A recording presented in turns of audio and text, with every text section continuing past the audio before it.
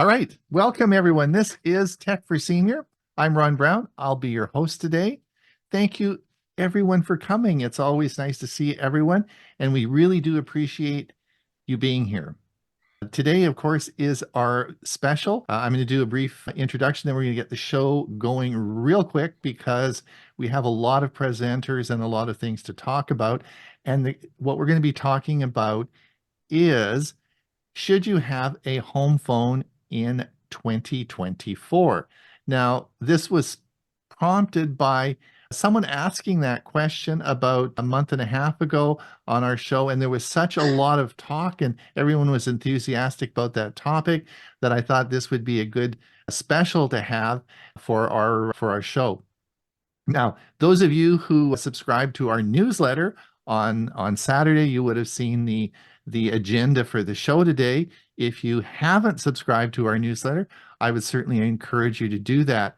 It's also sponsored by the Glendora Seniors Computer Club.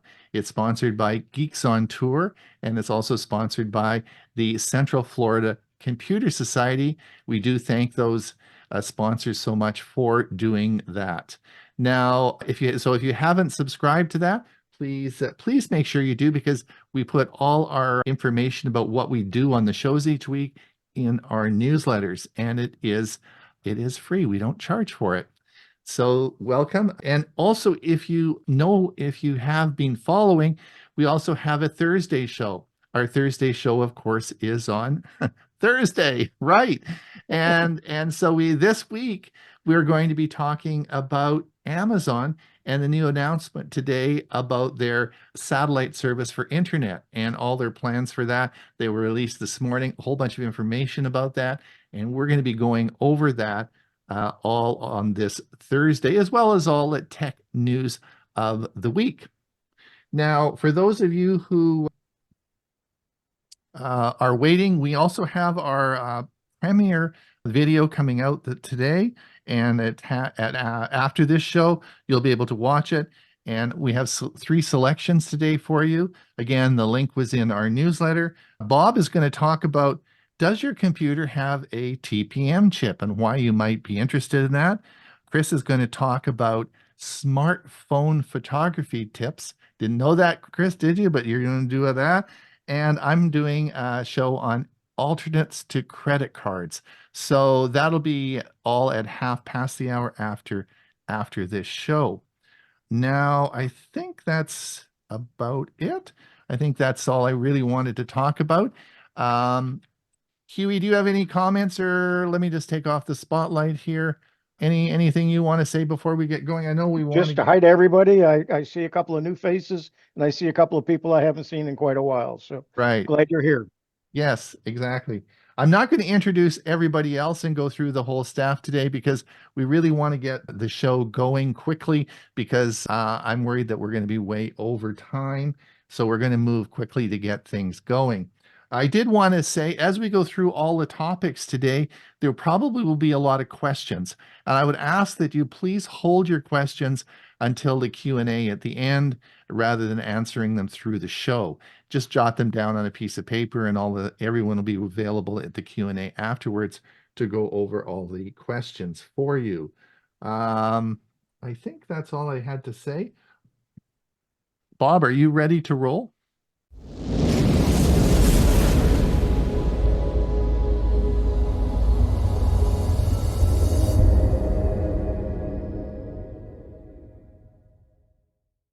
Here is my security news roundup for the week ending April 19th, 2024.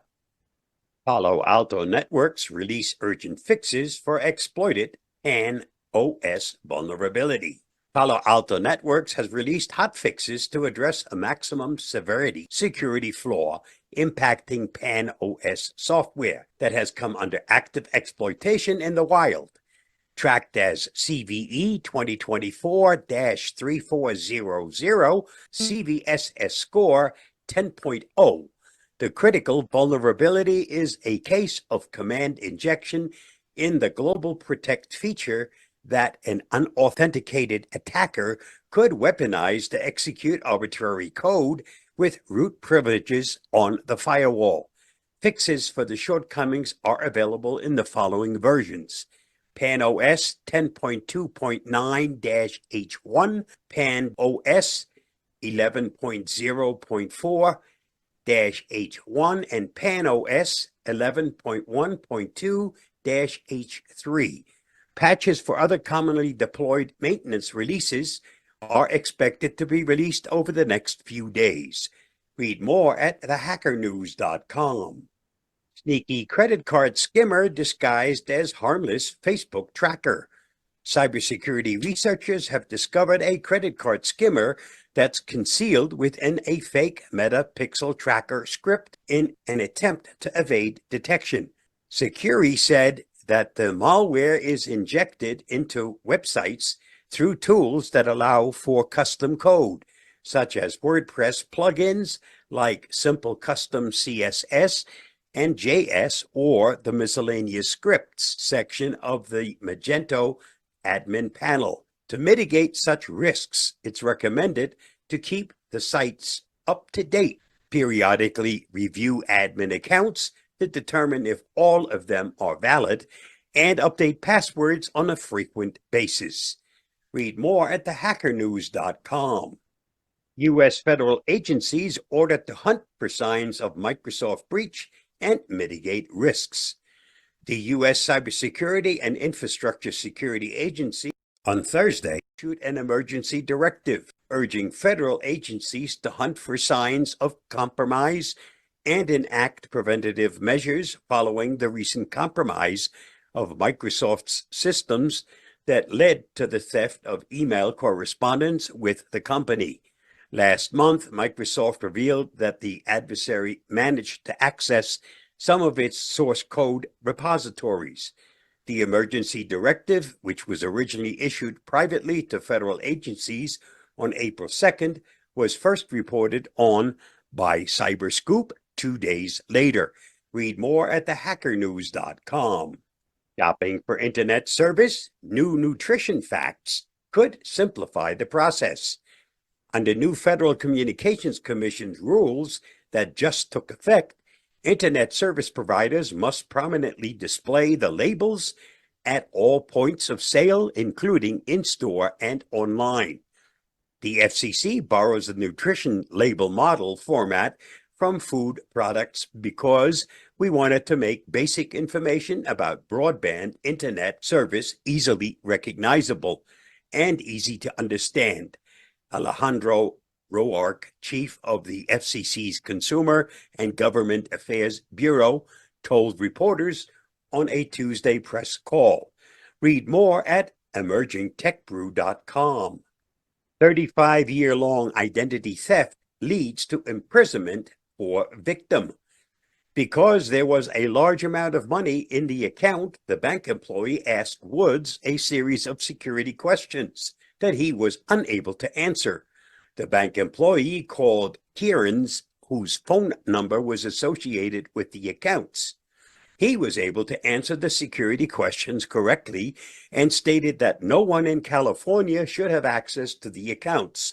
So the bank employee called the police, and after an investigation, the real Woods was arrested and charged with identity theft and false impersonation under a misspelling of Kieran's name, Matthew Kieran's. Because Woods refused to give up his own identity, a judge ruled in February 2020 that he was not mentally competent to stand trial, and he was sent to a mental hospital in California, where he received psychotropic medication and other mental health treatment. Read more at malwarebytes.com.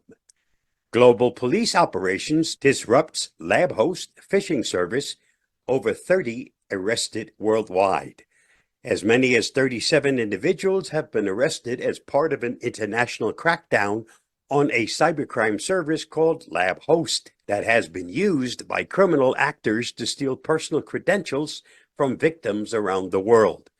Described as one of the largest phishing-as-a-service providers, LabHost offered phishing pages targeting banks, high-profile organizations, and other service providers located primarily in Canada, the US, and the UK.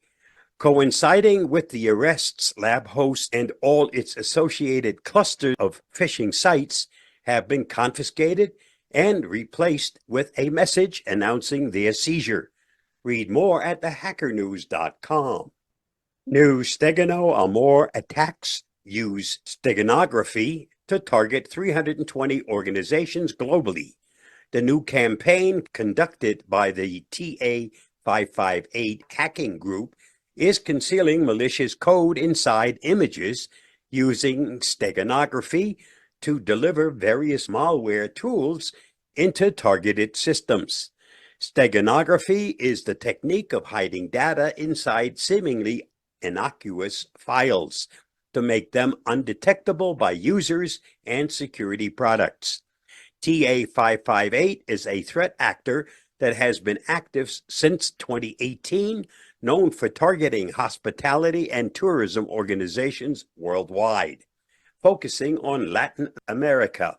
Read more at bleepingcomputer.com. ℚ𝕝 ransomware gang extorts 42 million, now targets Linux servers. Threat actors behind the ℚ𝕝 ransomware group have extorted approximately 42 million in illicit proceeds after breaching the networks of more than 250 victims as of January 1st, 2024. Since March 2023, ℚ𝕝 ransomware has impacted a wide range of businesses and critical infrastructure entities in North America, Europe, and Australia. Cybersecurity agencies from the Netherlands and the US, along with Europol's European Cybercrime Center, said in a joint alert. In April 2023, following an initial focus on Windows systems, ℚ𝕝 threat actors deployed a Linux variant targeting VMware XE virtual machines. Read more at ℚ𝕝𝕉𝕗 This week's must-see on my YouTube channel. Hidden fire dangers are everywhere. Let's kick things off with the dryer. It seems harmless enough, right? But lint buildup is like kindling for a campfire. Please watch my video on that topic by following the link listed. Did you know? Botanically speaking, a berry is a simple fruit with seeds and pulp produced from a single ovary. By that measure, grapes, bananas, and pumpkins are berries. But blackberries, raspberries, and strawberries are not. An animal's yawn is based on how large their brain is. The bigger the brain, the longer it will yawn. Just thought you might want to know. If you can't do it with feeling, don't. Thanks to Patsy Cline.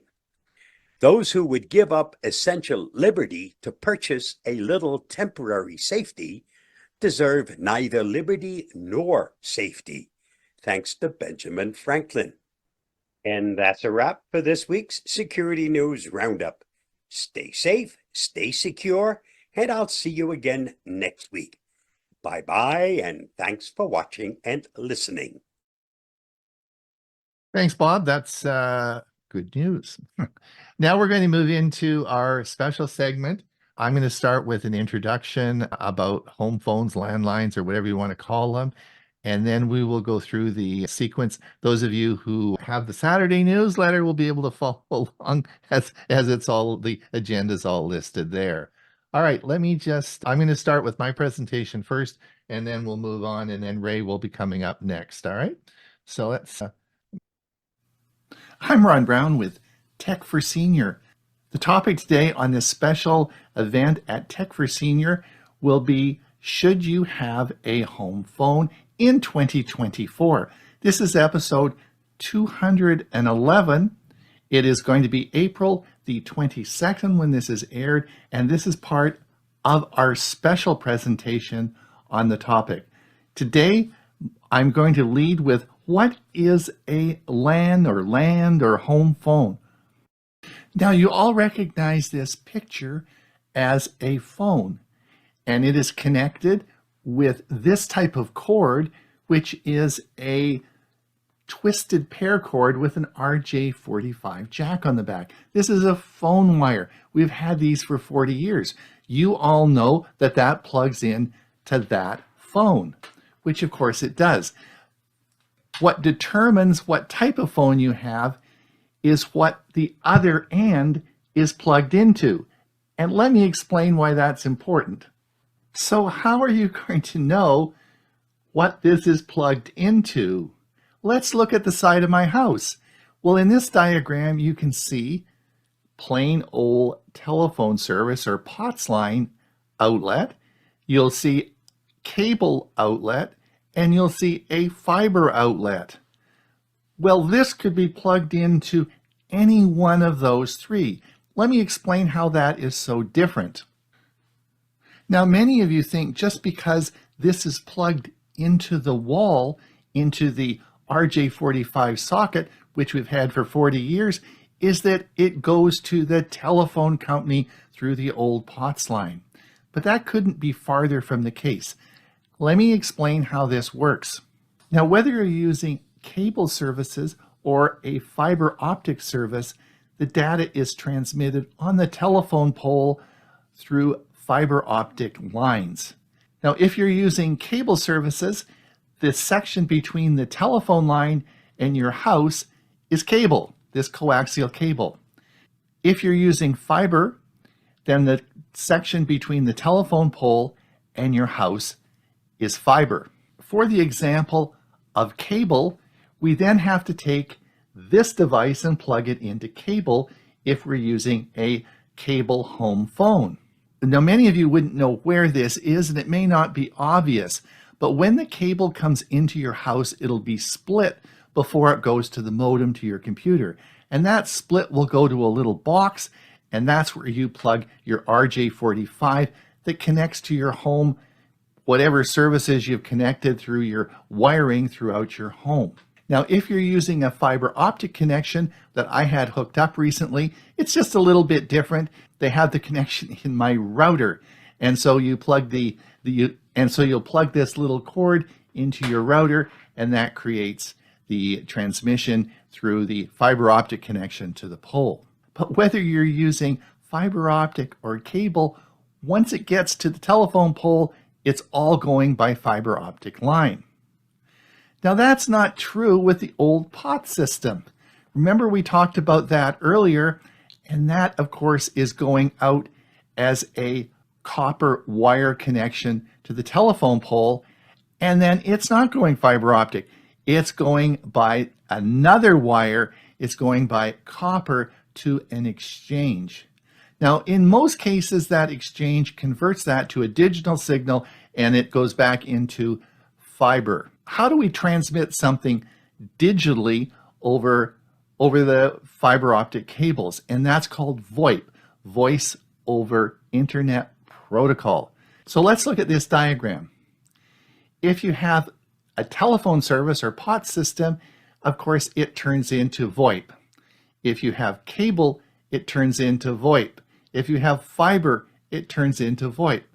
It all ends up as voice over Internet Protocol.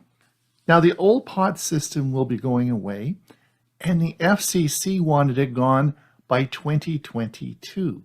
I think the telephone companies are dragging their feet on this because they're still making money with DSL.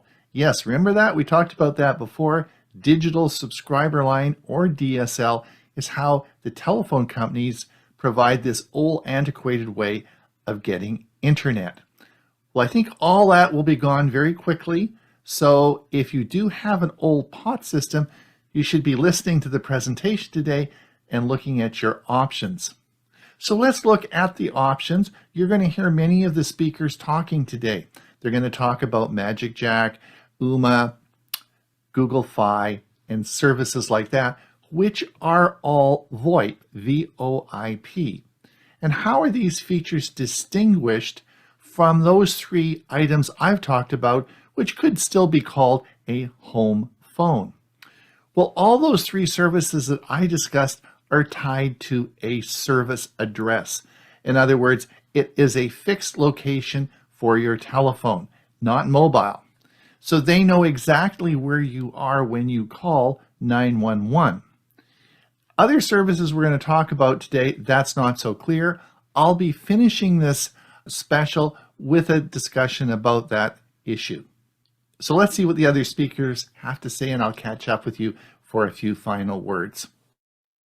All right, so yes, I got my RJs mixed up. RJ45 is an Ethernet connection. RJ11 is the telephone connection. So, and I put those little captions in there. So for those of you who have been talking on the line, it's on the chat. It is RJ11 is the phone connection. All right, Ray, are you ready to roll? I'm going to try. Let's see. All right, why I don't have or need a landline phone at home. Now, a quick history lesson. Alexander Graham Bell, remember that name? He's credited with developing the telephone in 1869. Now, most of us can remember the rotary dial being replaced by buttons on what were called touch-tone phones by the 1980s. And then by 2007, there were over 3 billion mobile devices in use globally. And since then, the use of landline phones has steadily decreased. The point here is, over time, technology changes the way we function, and we find we no longer need to use things of the past. Now, there are some disadvantages of landline phones. First, what we all know, mobility. Your landline is tied to a specific location. Even cordless phones have a limit to how far you can venture from the base unit. If you change your home address, chances are you'll be getting a new landline phone number that you'll then have to let all your contacts know about. But with a cell phone, you just keep that same number when you move. And the infrastructure that landline phones rely on needs to be maintained and is subject to natural disasters, accidents, and even intentional destruction. Setting up a landline phone requires costs for installation, wiring, other equipment expenses, and the monthly service fee can range from $20 per month and higher. Landlines, for the younger folks, do not offer texting, internet browsing, and app usage. Bottom line, landlines have become obsolete technology, particularly with the younger generation. Now, what about dual ownership, where you have a landline and a cell? Well, there are several reasons for dual ownership, which include landlines offer stability and reliability at home, while cell phones provide flexibility on the move. And providing communication redundancy during emergency situations at home is a good benefit. And then older adults are familiar with landlines and may prefer them for in-house usage, particularly for long conversations. Now, are landlines better in emergency situations? Advances with mobile phone technology, particularly with 911 support for cell phones and online calls, continue to improve. Emergency services can now pinpoint internet calls and trace wireless calls to within about 150 feet of the caller's location. Now, many will say they want a landline for an emergency at home when the cell phones do not work. But what are the odds of both those situations happening at the same time? Now, what are the trends in landline ownership over time?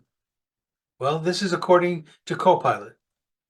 Landlines are rapidly losing their relevance when you consider in 2004, more than 90% of U.S. adults lived in households that had an operational landline phone. But as of now, that number is less than 30%. Reflecting the shift towards mobile communications. The trend suggests that landline phones could soon become an endangered species, much like the VCR and other technological relics before them. So here's a recap of my phone situation. When I moved to my current location in 2004, in addition to my cell phone, I had 2 landlines, one for voice and the other was for the modem connecting my computer to the internet. Within a year, I was on DSL with a local telephone company, and when I dropped that service for a cable modem about 10 years later, I also canceled my home phone service and number. That means for the last 10 years, I've lived with just a cell phone and only one number needed to reach me. There have been no negative consequences for this decision, and on the positive side, I've saved quite a few dollars not having to pay for a landline that I hardly would have used. So, to have a landline or not, the choice is yours. The good news is we have a scenario where we have a choice, and there's no right or wrong answer. Some will decide they have been using a landline phone all their life, and they see no reason to change. Some will decide to have the best of both worlds and use both a cell and a landline. Others will be in my camp, where my cell phone is the modern technology I want to use to stay in touch. That's it, folks. Thank you. The end. Oh, hey, thank you, Ray. Excellent. All right. Now I'm going to show you the next video is, of course, by Bill James, and it will be the ultimate portable phone. Now, I have this as well as Bill. So, and this is Bill's first AI presentation, and you might notice his voice has changed a little. So I want you to, so anyway, here we go, and we'll watch Bill's presentation. Linking your cell phone to a cordless phone. I'm Bill James, Tech for Seniors. Several cordless phone systems use Bluetooth wireless-enabled technology that allows cellular calls with all the comforts of a home phone system. The benefits are: no landline is required to make calls using link-to-cell technology. Link-to-cell technology allows pairing hundreds of names and numbers from your cell phone to your cordless phone. Do you need to charge your cell phone in another room? That is not a problem. Calls ring on all handsets, so you can make and receive cellular calls even when your cell phone is in another room in your house, as long as it is within range of Bluetooth. Pairing a cordless phone with link-to-cell technology to your cell phone involves using Bluetooth to connect the two devices. This lets you make and receive cellular calls using your cordless home phone handset. Here's how to do it. Prepare your cell phone. Turn on Bluetooth on your cell phone. Make the connection. You can usually find this option in the settings menu under Bluetooth or Connections. Make sure your phone is visible or discoverable to other Bluetooth devices. This setting is also found in the Bluetooth menu. Prepare your cordless phone by setting it in pairing mode. Locate the Bluetooth or link-to-cell menu on your cordless phone's base station. This is often done by pressing a specific button labeled Bluetooth, or navigating through the menu system displayed on the cordless phone's base or handset. Select the option to add a new Put your cordless phone in pairing mode to connect to a nearby Bluetooth device. It may appear under a generic name like cordless phone, or display a specific model number or brand. Select your cordless phone from the list of available devices on your cell phone. Authorize the pairing. You may need to enter a PIN code to pair the devices. This code can often be found in your cordless phone's user manual. Common codes are 0000 or 1234. Confirm the pairing request on both your cell phone and cordless phone, if prompted. Test your connection. Once paired, make a test call to ensure that the cordless phone can dial out and receive calls using your cell phone's network. You should be able to use your cordless phone to handle cellular calls as if you were using your cell phone directly. Using additional features. If your cordless phone system supports linking multiple cell phones, repeat the pairing process for each device. Explore other features such as text message notification, cell phone book access, or Siri and Google Assistant integration, depending on the capabilities of your cordless phone system. General troubleshooting tips. Make sure both devices are fully charged and close to each other during the pairing process. If you encounter issues, restart both your cell phone and the cordless phone base and try the pairing process again. Check the user manual for your specific cordless phone model for any model-specific instructions or troubleshooting steps. Ensure that your cordless phone base is not too close to other wireless devices that could interfere with the Bluetooth signal. Brands that have link-to-cell technology. Here are some popular brands and models that include this technology. Panasonic is well known for its range of cordless phones with link-to-cell technology. Their KXTG series, for example, includes multiple models that offer features like cell phone integration, talking caller ID, and enhanced noise reduction. VTech offers several models with connect-to-cell technology, which functions similarly to link-to-cell. These phones can connect with your cell phone and often include features like digital answering systems, caller ID share, and virtual multi-line operation. AT&T's cordless phones with connect-to-cell technology allow you to make and receive cellular calls with the ease of a home phone system. Some models also support text messaging and can link up to 2 cell phones. Motorola offers some home phone models that can be linked to your cell phone. These typically feature DECT 6.0 technology for clear, interference-free calls and are known for their robust build and reliability. Uniden sometimes includes a Bluetooth link-to-cell feature in their cordless phone systems, allowing seamless integration between your cell phone and your home handset.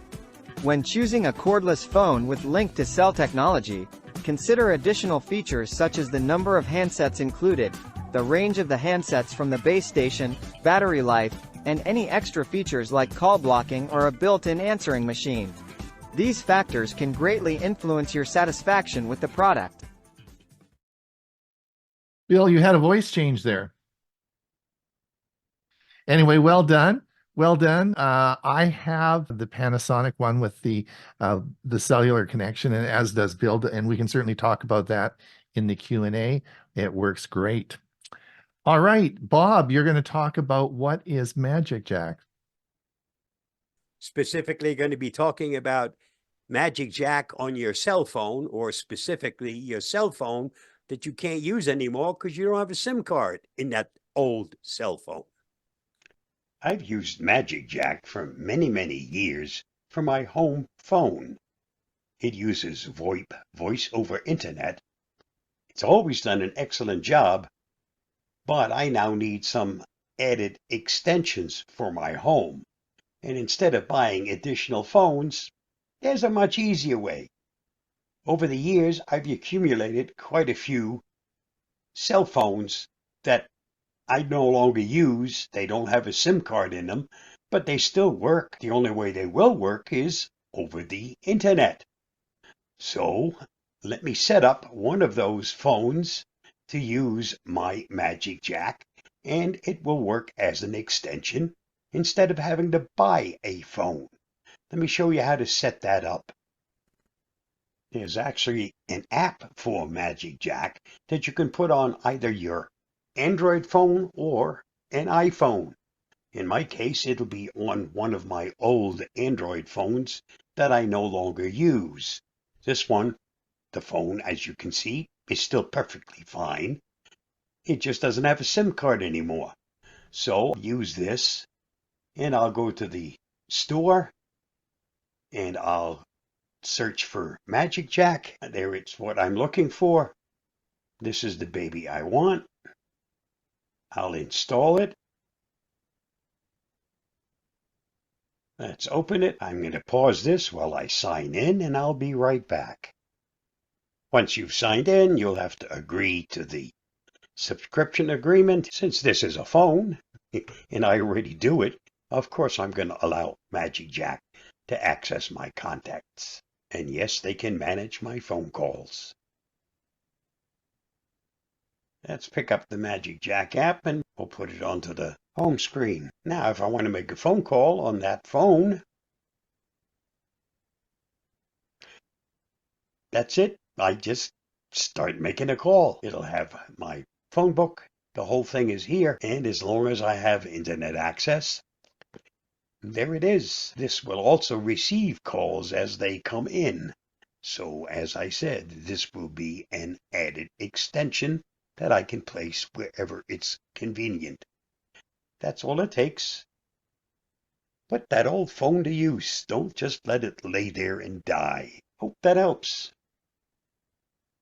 The nice thing is that Magic Jack is your home phone, because you can use it for 911 calls, because for a very small fee, you have 911 available, which means it uses your address.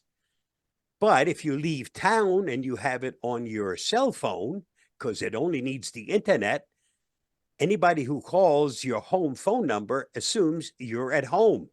They don't know that you may be in Europe someplace traveling. So you don't have to worry about somebody casing the joint by making a phone call to find out, oh, is he home or is he not? I'm at home. I'm just far away from home. And if somebody tells me, hey, there's a problem at the house, I can call 911 and they'll be located or be sent to my home because that's associated with that phone number. The nice thing is I don't pay a monthly fee. I pay a yearly fee. And if you were to go to Magic Jack's website right now, they have a special for Earth Day, $35 for an entire year's service. That includes the US, Canada, Mexico, and worldwide if it's Magic Jack to Magic Jack. If you don't yet know what Magic Jack's all about, take a look. They've come a long way. And that's it for me. Bob, I just want to clarify that, in fact, I believe one of the big advantages I found with Magic Jack is the pool of phone numbers they have. In other words, you can usually get a local phone number for your area with the Magic Jack pool of numbers. You can also take your home phone number and port it over to Magic Jack as well if you wanted to get rid of your home phone. Right, which is what I did because Right. I don't have one. The only thing that I still have from AT&T happened to be the phones that I was using. And they all work with Magic Jack. I have 6 phones that are all wirelessly linked or linked through Magic Jack. It's All right. that simple. Google Voice, the all-in-one communication solution. I'm Hewie Poplock. I'm going to explore Google Voice, a powerful telephony service that aims to simplify your communication needs by providing a single phone number for all your devices and enhanced calling features. Google Voice is a telephony service developed by Google that gives you a unified US phone number for all of your calling devices, including smartphones, telephones, and computers. With this service, you can make and receive calls, send and receive text messages, and manage your voicemail all through the internet. It acts as a centralized hub for your communication needs. Google Voice offers several key features that enhance your calling experience.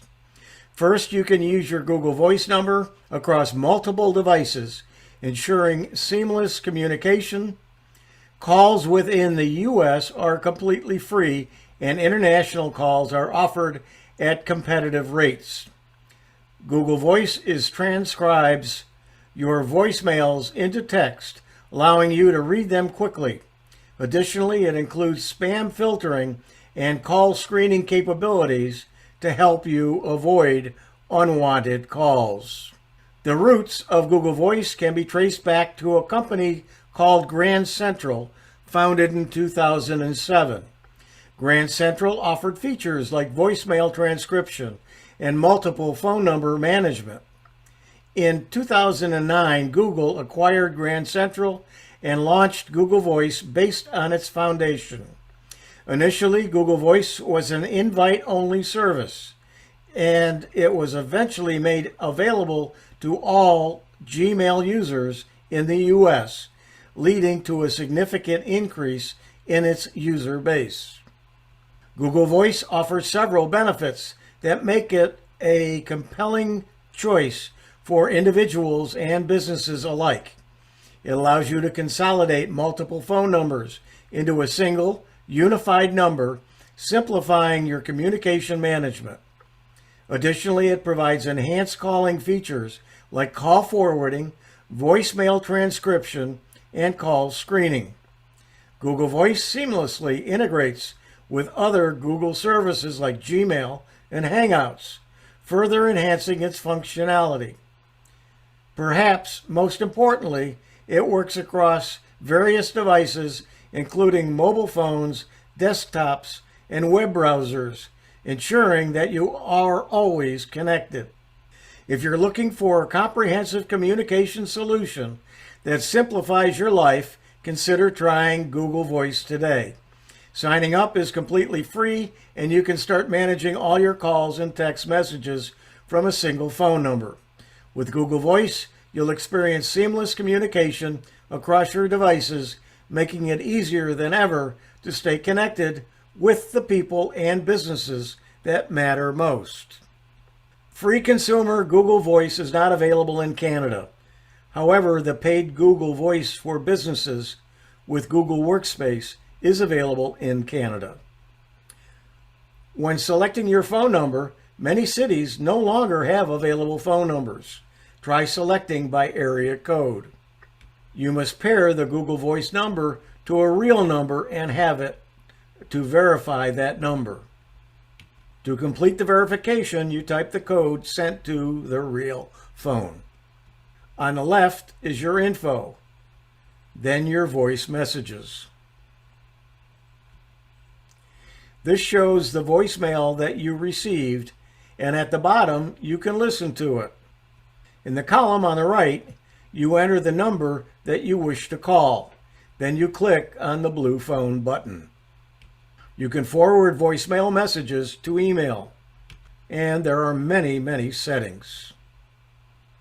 In addition to using Google Voice for calls, texts, and voicemails, you can also read voicemail through transcripts in your inbox and search them like emails, personalize voicemail greetings, make international calls at low rates, get protection from spam calls and messages, block unwanted callers, and screen calls before you answer. Supported operating systems include Chrome OS, Mac OS, Microsoft Windows. Limited functionality may be available on other platforms, and there is an Android app and an iOS app. The supported web browsers include Google Chrome, Mozilla Firefox, Microsoft Edge, and Safari. Thank you. I'm Hewie Poplock. Thank you, Hewie. That's good information. Thanks so much. Now we're going to have Jim Guld talk on. Now, Jim and Chris, of course, travel so much, and they've talked extensively about traveling and using their phone. I thought it would be natural for Jim to talk on travel and saying is, can you travel with your home phone? Jim, what have you got for us? That sounds good then. Let's get this thing on the road. Do you need a landline phone? For us, it was really all about connectivity. We gave up our landline phone in 2003 when we went full-time in an RV. And we kept that line. Had we kept that line, we would really need a long one. It would get tangled. It would probably snap somewhere along the line. It just would not be convenient. Our internet access when we went full-time was through a DSL line. So Ron talked about that earlier. We needed to adjust something. We needed to go wireless. It was something that, everybody was talking about, but nobody was doing it. So yeah, you can't get used to the wireless technology until it's in there. We went to an RV park called Paradise Island, and I helped set up the Wi-Fi in the RV park. It didn't work all that great. But it did work. With cell phones, you need connectivity. If you don't have a good connection, you are out of business. So connectivity for data is really what it all was for us. I don't know anyone who answers their landline phone anymore, and most of them have them unplugged, don't they? And does your phone even work? Does it have batteries? Those home phones, those wireless, when was the last time you tested it? And think of a natural disaster. Chances of a wireless network being repaired are a lot better than running wires after an emergency. Google Fi is our solution for all of that. And that's where we went. I've been doing this a long time. Yeah, Google Fi is really the one that, whoops. Sorry.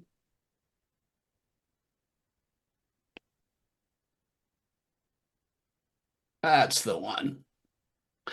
Okay, Google Fi automatically connects users to over 1 million free Wi-Fi hotspots. It uses the T-Mobile network. It uses Wi-Fi to make calls, so that voice over IP thing, that works. And the other things that are happening there. Oh, a little bit of history. The service was launched for the Nexus 6 by invitation only. I got one on April 22nd. Happy birthday in 2015. So it's been around for that long now. It was open to the public in March 7th of 2016.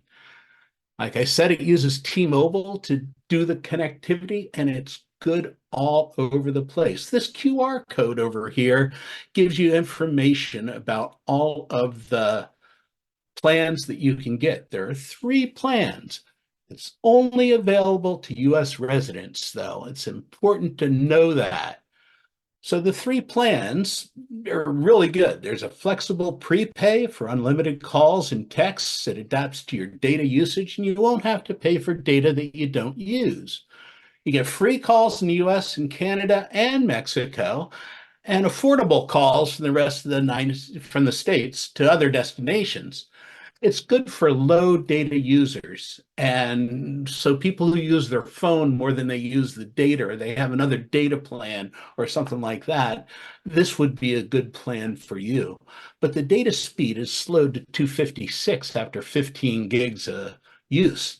Now you can have up to 6 people on a membership, on a group plan. We have 3, my son, Chris, and myself. And then I have another device that has data only plan. I get my phone through that whole system too. I'm using Google Fi, and I'm using the, what's the other thing?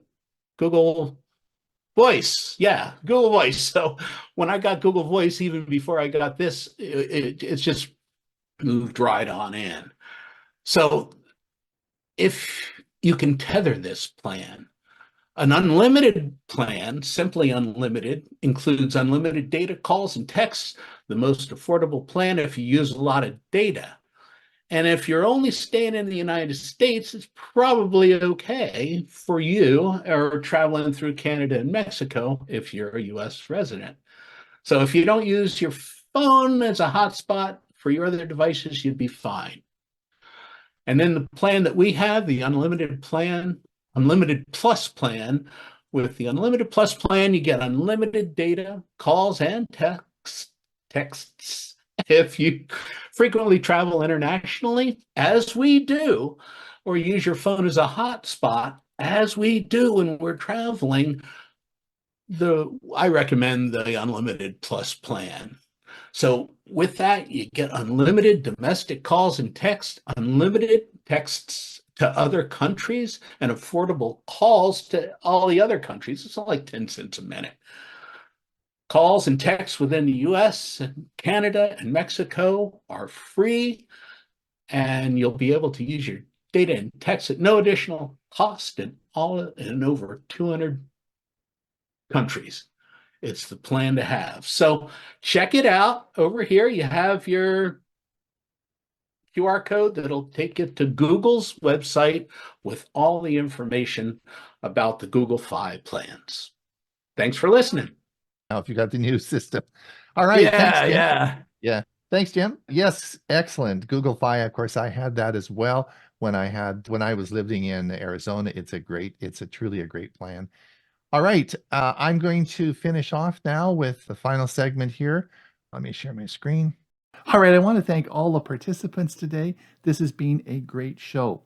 This is episode 211 and will be aired on April the 22nd. So if you're watching a small part of this and you want to go back to the original show, just look on our Tech for Senior YouTube channel and you'll find that. Now, there are 2 common questions that we get asked all the time. Which would be better in a natural disaster, mobile or a home phone? The second question we always get asked is which would be better if you had to call 911? Would it be mobile or would it be a home phone? Well, let's have a look at that today as I summarize up our meeting. Now, I'll address the 911 calling feature first. Now, as you remember from the presentation I gave earlier that the old POT system, the fiber optic system, and a cable system are all tied to a service address. So there's a physical address tied to those accounts which automatically enables 911 calling. No difference among those three. Where things get a little bit different is other VoIP services such as MagicJack. Since these services are not tied to a physical address, this can be a really big problem with 911 calling. Now, to get around this problem, MagicJack has a separate company they deal with that you can register your physical address with and use 911 calling. Now, the 911 calling will be sent to your registered address that you have on file with the MagicJack emergency services. MagicJack is great for snowbirds.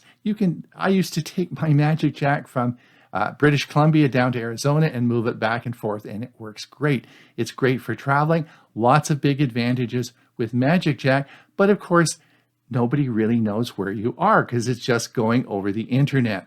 So if you are planning on using MagicJack, you are a snowbird and you are moving from one location to another, if you want 911 calling, it is very important that you re-register and update the service address for 911 calling. And this is true on all other VoIP systems. Now with mobile calling on a cell phone, it's a lot different because your location is easily available through what we call triangulation among cell towers, and this allows the emergency services to know your location even if you're traveling. All right, let's address the issue. What would be better, a landline or home phone in a natural disaster versus a cell phone? Well, that's a very interesting question. As you know, when we talk about home phones, we talk about either fiber, cable, or old POTS lines. These actually have physical cables, whether it's fiber or copper, running on telephone poles and telephone lines, which of course, if get burnt down or disrupted in an earthquake, would make the service unavailable. Many of you have asked the question, what about when the power goes out? Will I have phone if I'm using fiber or cable? The answer to that is yes, your phone will work just fine in a power outage. The fiber transmission lines are all backed up with UPS services on the poles and at distribution centers. So the only issue that you would need to make sure is that the powered connection in your house, in other words, either that cable, remember that cable box I showed you, which you can put your R15 jack into, that would need to be powered by UPS. The same would occur with the fiber. In my case, I showed you that fiber router. That would need to be backed up on a UPS. And as long as there's power to that device, no problem getting phone calls with a power outage. But cell towers have their own UPS backup inside them as well, and they're often strategically located in different areas and a lot more of them. So your chances in a national disaster would probably be better with a cell phone. Also, I want to draw your attention to the recent eclipse and all the million people that flocked to Niagara Falls. What was interesting to watch on TV was all the portable cell phone towers they brought in so people would have cell phone service.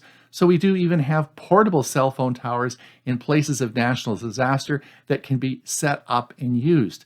So you have to look at that as well. Maybe it is better in a national disaster to have a cell phone rather than a landline. All right, in closing, I have one final point I'd like to make. Many of you have had a home phone number forever. You've got it, you maybe had it for 50 years.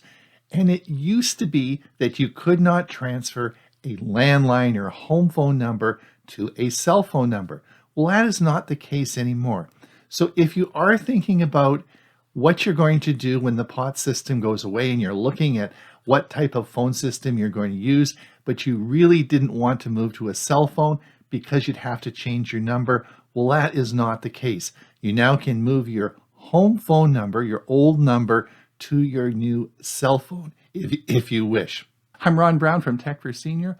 Hopefully you've enjoyed this episode of Tech for Senior, and we've helped to address some of the issues on should you or should you not have a home phone. All right, now Ray, are you ready to roll? Just if you are over on YouTube, I'm going to say goodbye. We're, of course, pressed for time, so Ray is going to start his music segment. If you want to pop over and ask questions and participate in the Q&A, you're most welcome to do so. We'll see you next week then if you're over on YouTube. All right, Ray, I'll just hit stop live stream, and we'll get you going. Ron, you did a good job because we're about 2 minutes early. Well, we still have yours to go. Yeah, Yeah. according to this. Anyway, here we go. Let me.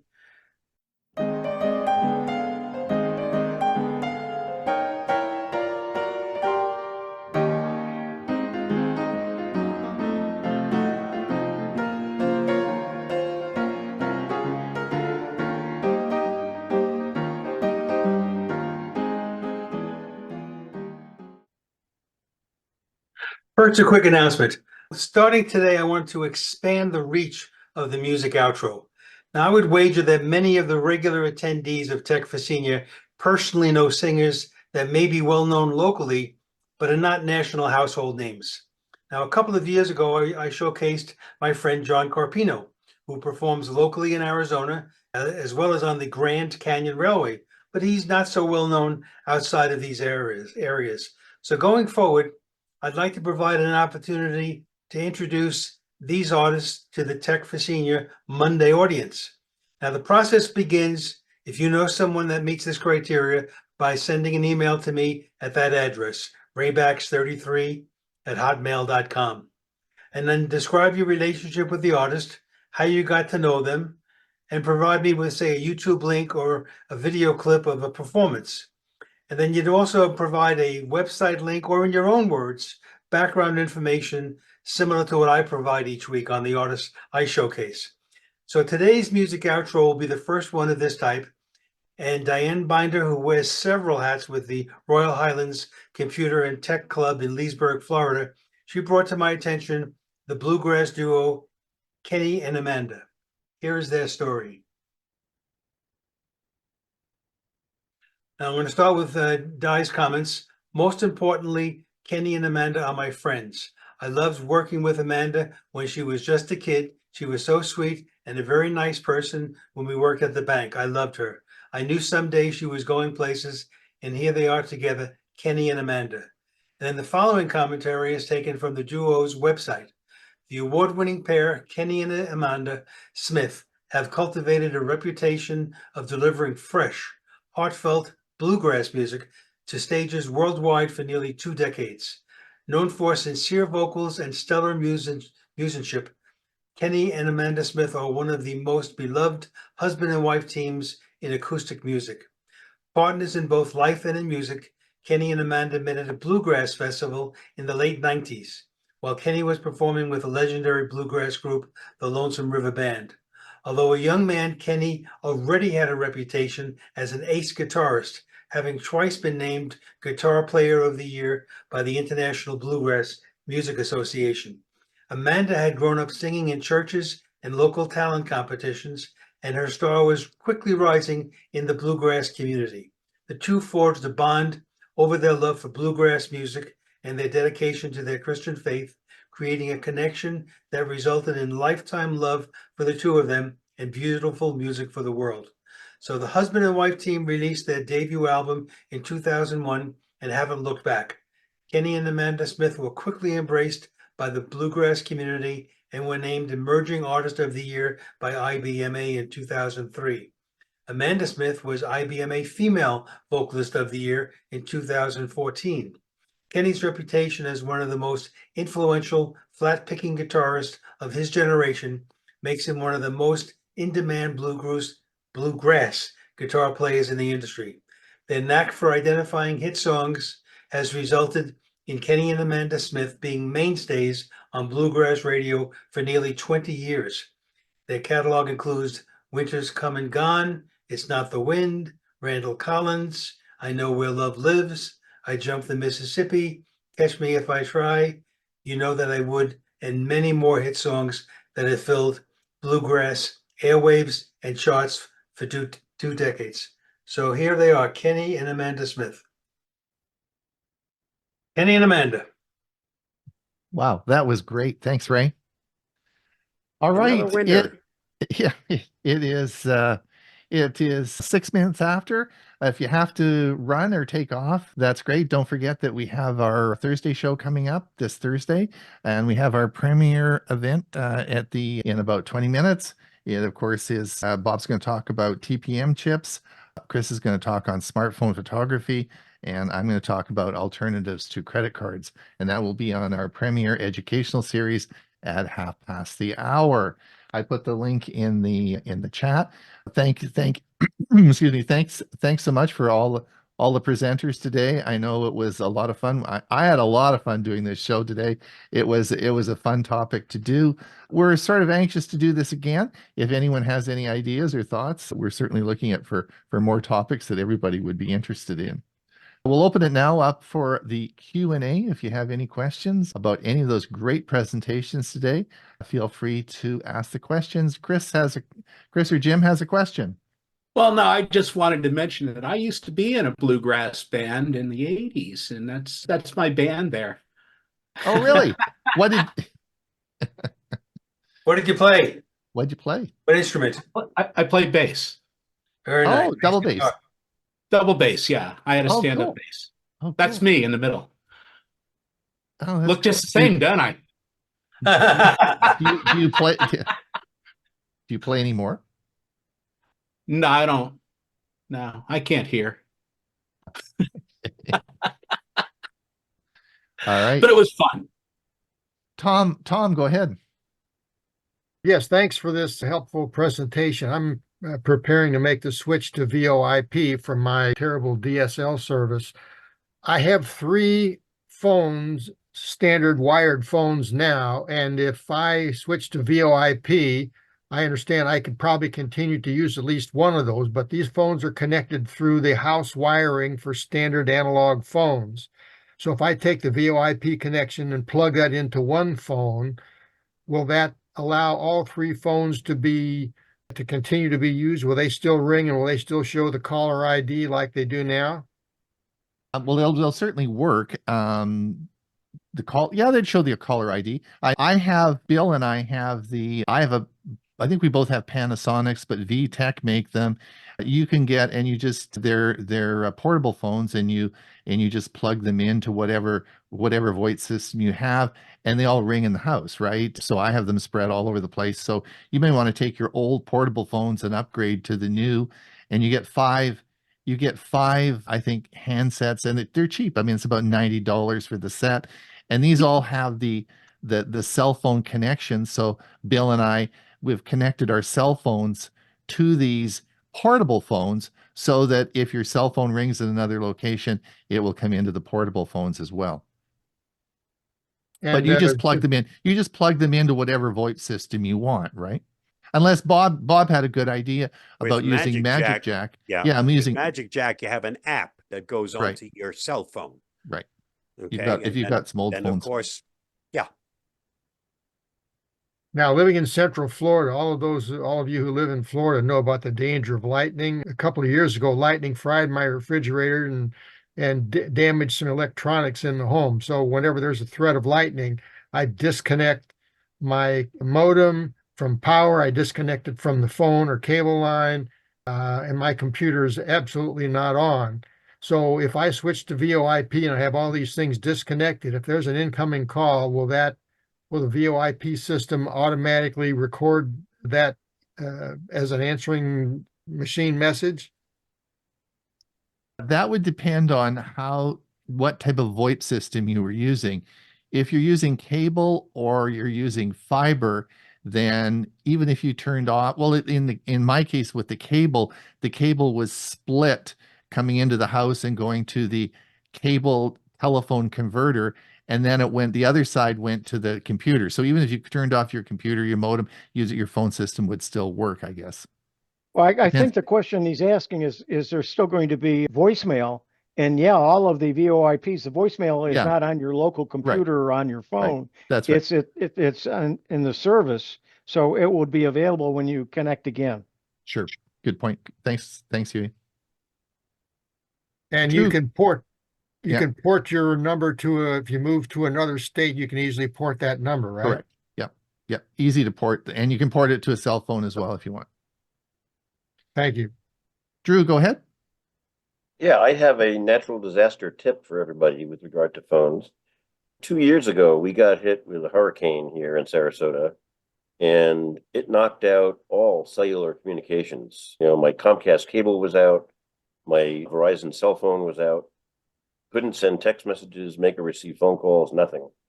A complete blackout.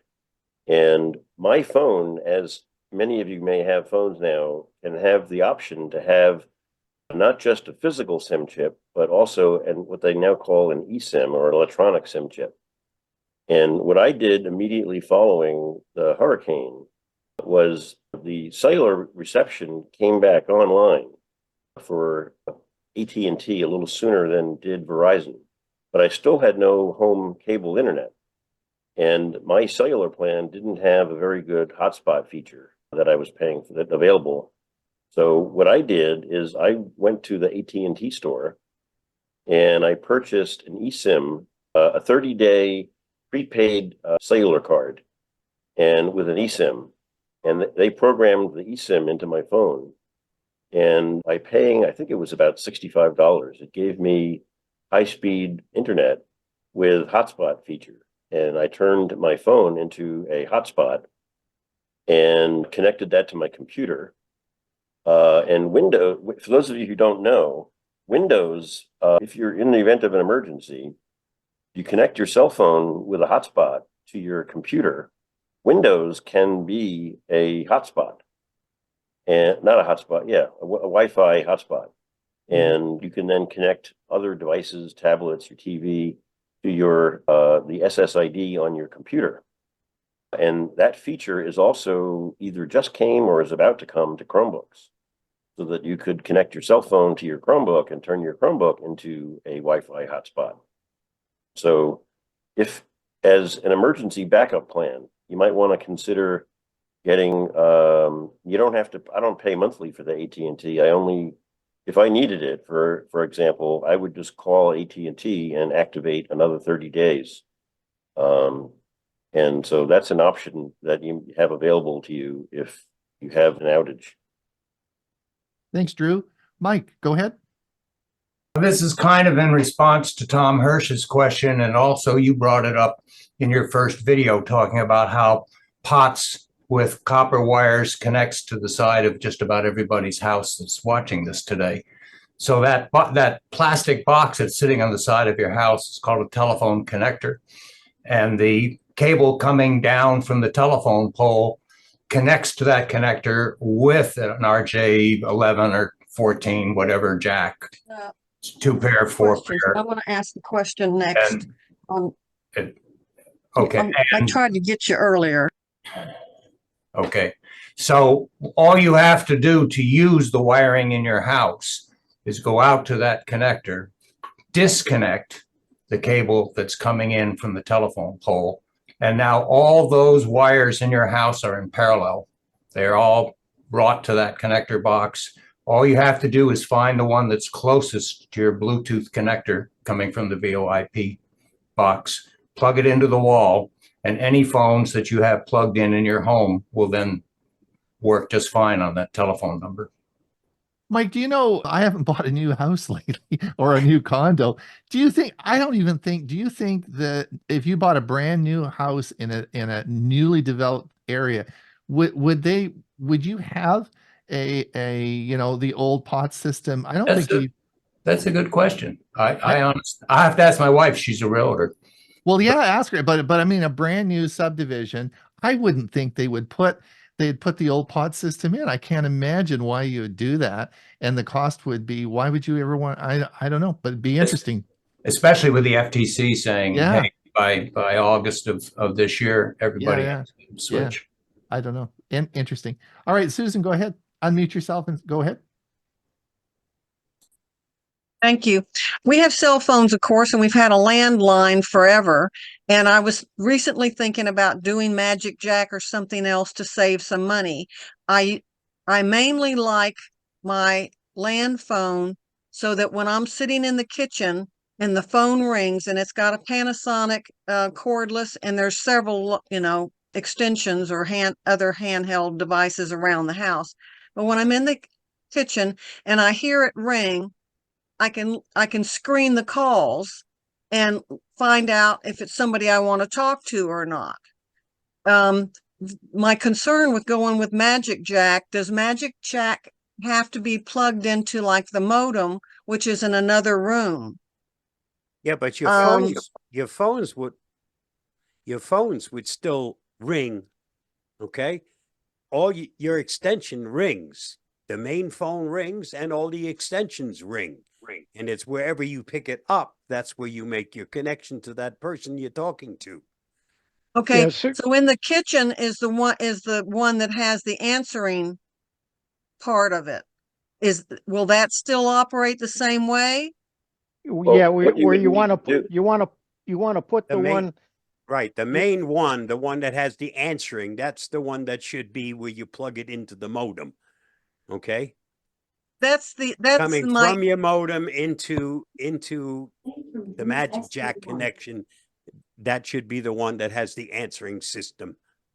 is there a way to get around that? Because that's the one I want in the kitchen, because otherwise I would never see the fact that I've got a call waiting or something. That I know of, because I have the same thing. Yeah. That's in my computer room is where the connection is. In the rest of them, they don't have the notification. If you had no choice but to keep your phone where it is, you'd have to move your cable modem to where the phone is. Or could I connect Ethernet or some other wire and run it up through the attic and down? What kind of connection would I have to connect to my modem and then go up several rooms away and then put it in the kitchen? The phone that has the answering machine in it or the answering capability in it, that's the one that needs to be the main phone by your modem. There isn't a way to get around it that I know of with Magic Jack or with any other one. That is the main hub. Do you have Okay. cable TV near where your phone is?